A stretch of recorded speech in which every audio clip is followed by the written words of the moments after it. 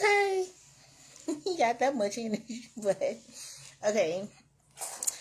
I titled this one, I read a post, and I did, and it made me think. And the post reads, and I quote, God will never allow you to be at peace with someone he doesn't agree with you being with. End quote. Boy, that was like an epiphany. When I tell you that kind of like was an aha moment, and it felt good because it made a whole lot of sense. And this is what I need you guys to understand. You will never be at peace because it's not a peaceful state to be. It's not meant to be. And a lot of times in relationships, we try to force it. You know, we overlook the things that is taking our peace away. It's taking the peace away because it ain't meant to be a peaceful situation. When something is right, it fits. When something is supposed to be, it goes together effortlessly. When you are forcing things, when you are forcing people to behave and treat you right, and you got to constantly teach them how to treat you, or you got to constantly show them how you want to be treated, it ain't meant to be. It ain't meant to be. You got to think about a true love. And don't get me wrong, because even, people in good relationships, they have ups and downs too. But I'm talking about those toxic relationships. No. God is not going to allow you to be in peace because that ain't where he wants you to be. But instead, you and me, because I'm not exempt from this, especially me, I want to overlook the bed. I want to try to fix. I want to, oh, well, he's this, but he ain't that. Or, I can fix that, or I can show him. Nope. You won't even have to put that much energy into something that's meant for you. Outside of relationships, let's talk about a job. You're not going to be at peace on that job because God have better things for you. You think this is where you want to be. You think you putting a cap on your capabilities. You putting a cap on your success. It's a stressful situation because it ain't meant for you to be there. And you forcing yourself to stay in that situation. And that's why it's unpeaceful. That's why there's always something. That's why you have way more bad days than you have good days. Because that ain't what God wants for us. I say to you guys on tonight, the best thing to do is pray. And believe that God is going to show you what he desires for you. And the biggest part to that, because it's easy to just send a prayer up, but the biggest part to that is being able to accept what God says, to be able to accept what he has in store for us. Sometimes it's not what we want, but in the end, it's what's best. You know how many relationships I did not want to leave? I did not, for whatever reason. I had my reasons for staying, but it wasn't peace. There wasn't peace there. God don't want us to be stressed out and struggling and sad and depressed and battered. Okay? That ain't what God wants for us. No. Sometimes we got to take a situation for what it is, be accepting to his will, and just know that if it's meant for us to have, if it's meant for us to be in this place, that it'll be peaceful. It'll be easier. It'll be comforting. It'll feel like a warm hug. It'll feel like a blanket on a chilly day. Like, you'll know. If you have to constantly fight and persuade and win over somebody's attention or their love, it's not for you. It's not for you. And the best thing about when it comes to me and my journey of self-care, it's the best thing I could have ever gave myself was attention to self. You know what I'm saying? Was to love myself. To even be in a point where I can love myself enough to even love you or like you. But what I feel for you or what I think I know and feel about you, that does not override what I feel and know about myself. So when I get to a point where my self-love is being put on a back burner because I'm putting more into you, it ain't for me.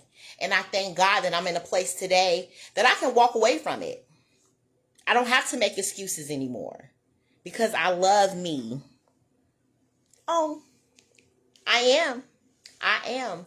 I am at peace. Like, life is so much different from me now, you know. But a big part of that is being able to know, being able to love myself. You know, just dressing up and looking pretty and wearing nice clothes, that doesn't mean you love yourself. You know what I'm saying? Like, a lot of people, again, it's the mask that we put on. It's the mask that we wear that says, hey, I got it all together. But that's just the outside. Your inside have to be together too. And that shines brighter than any ensemble you can put together, any makeup you can put on, how many nice nails you, however you do your hair, whatever you can do, all the accessories does not outweigh what's on the inside. And when I found, for me personally, when I found myself, like truly myself, not for my kids, not for a man, not for my parents, but when I truly became to love myself for who I am, when I get to a point where I was able to forgive myself for the things that I've done and the people that I've hurt and the things that I've said, when I was able to come to grips with the mistakes that I've made and be loving and forgiving to myself, it's a whole nother world to me. Everything around me, I just see in a different light. Because one, I'm not making excuses to justify BS. You know what I'm saying? Being in relationships where, you know, I'm getting beat on. Like, I'm no longer going to accept that for no reason. I'm not going to overlook the fact that you are hurting me to say, oh, well, he had a rough childhood or something happened with him or he's having a bad day. No. Hell no. You know what I'm saying? And then a lot of people will say, oh, I'll never do that, or I'll never let that happen to me. I'm just going to say this. Just going to say this. Don't say what you will and will not do, or what you will or would not put up with until you've been there. You don't know. Because I was that person. I was that person that said, it ain't happening to me. And sure enough, it happened to me. But it's okay. It won't happen again. And I can confidently say that because I'm in a different place mentally, emotionally. You know what I'm saying? Like, I'm in a different place in my life where I don't need it. I'm so okay with being alone. I'm so okay with just being by myself. And don't get me wrong, I don't want to die alone. I don't want to be by myself forever. But there's a point in life where we have to learn to enjoy our own company. We have to be so comfortable with us that being alone is not uncomfortable. You know what I'm saying? Like, does that make sense? If it doesn't, it will. Just think about it. You know, you have to be comfortable with you. You can't, if you don't know how to enjoy yourself and be happy with just you, you know, you're going to spend a lot of your time entertaining people trying to please them. It's not going to work. You got to be okay with you and your flaws and the things that you don't like and the things that's not acceptable or your weird little habits, whatever. You have to be okay with you. And until you are okay with you, you're just going to live a life of people pleasing. And while you may say, no, I don't please people, people please me. whatever, try to justify it.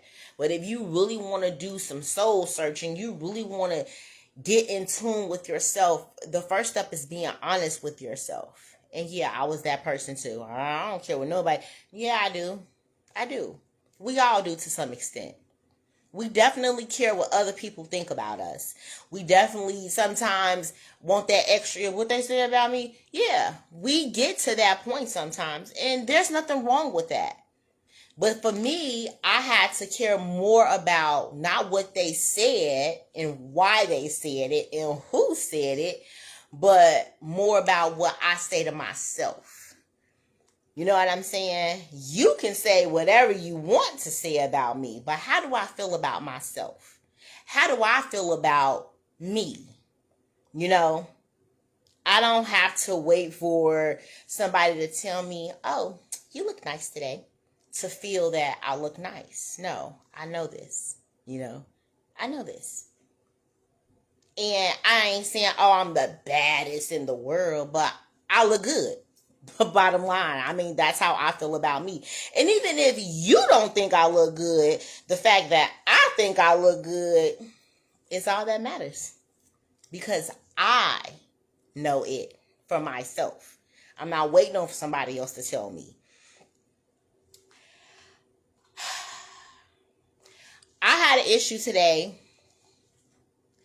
and being self-aware of your feelings is very, very, very, very important. Because if you can't acknowledge why you feel a certain way or even pinpoint where that feeling came from, that's a whole nother issue. You know what I'm saying? That's a whole nother issue. Somebody said something to me today. And I went to this place.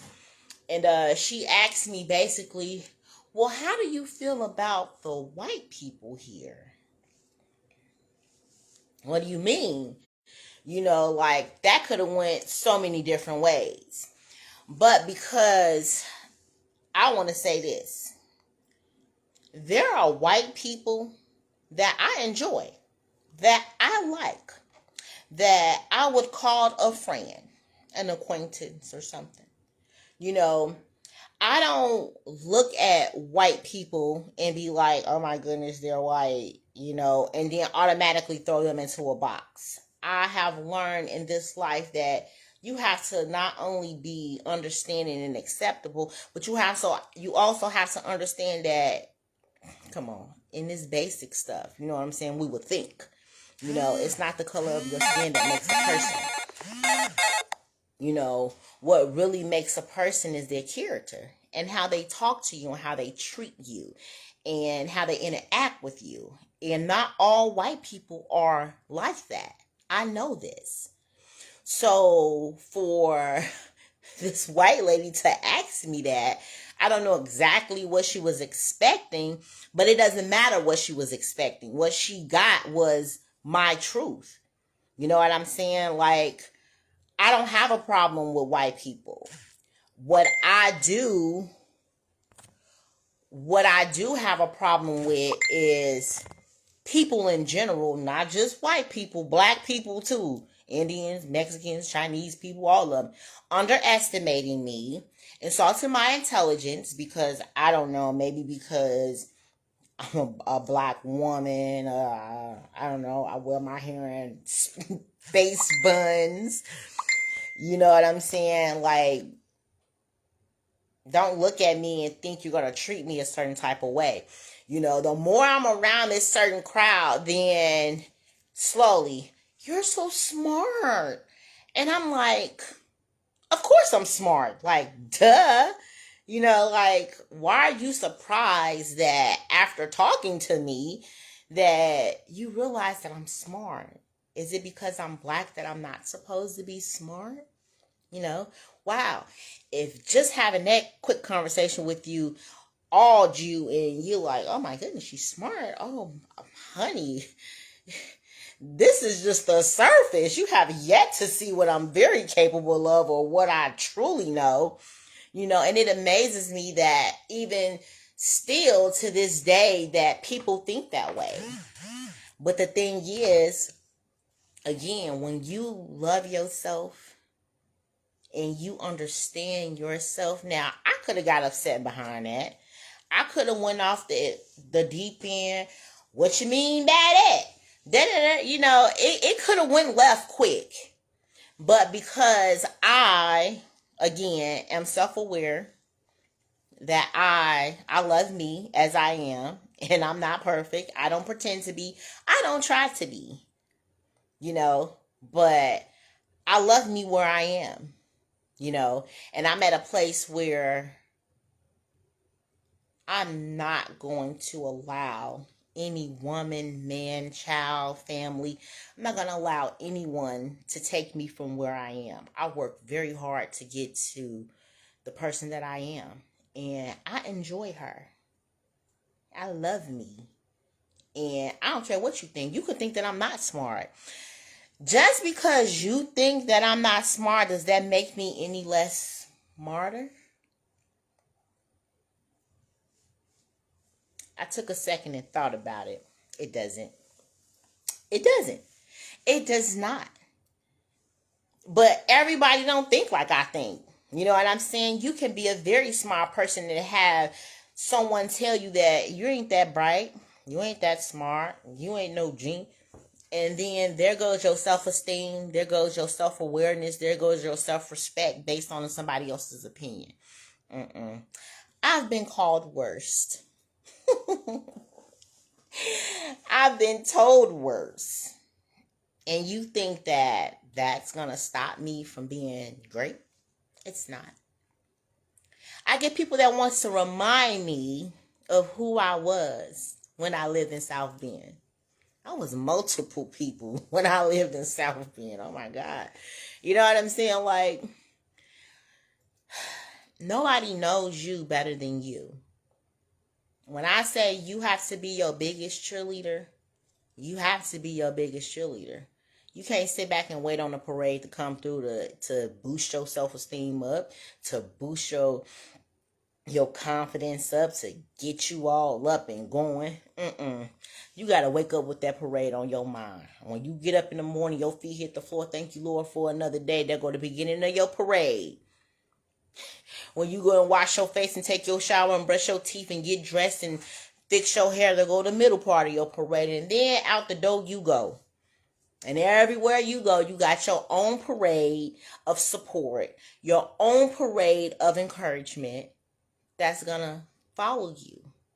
Now, along your day, there are going to be some people that look at you and, they excited for you. They team you. And they're going to join your parade. Some of them people might fall off by the end of the day. But you still got the basis of your parade because you created it. Because you are the parade. And that's that. So, I hope that you guys have an awesome, lovely night. Because I know I will. I've had a very productive day. I didn't really do much but go to the library.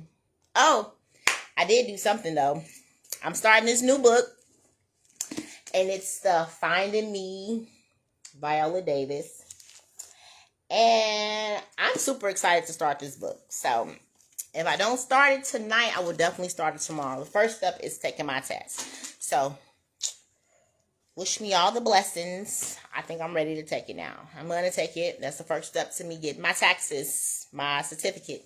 So, I'm excited. I'm excited for you guys. Stay encouraged. Stay encouraged because there's haters everywhere, okay? They just there. Some people are born to be great. Some people are born to be haters. They can't help it. I don't know. They thrive off of it. And while that's none of mine or your business, it's just for us to understand that they're there. And that's it. They're there. It doesn't make a difference if they're there or not. You're still going to be great. I'm still going to be great. Tomorrow's a better day. God willing. So you have a great night. And I'm going to finish binge watching my show, take my test, and God is good. Y'all have a great night.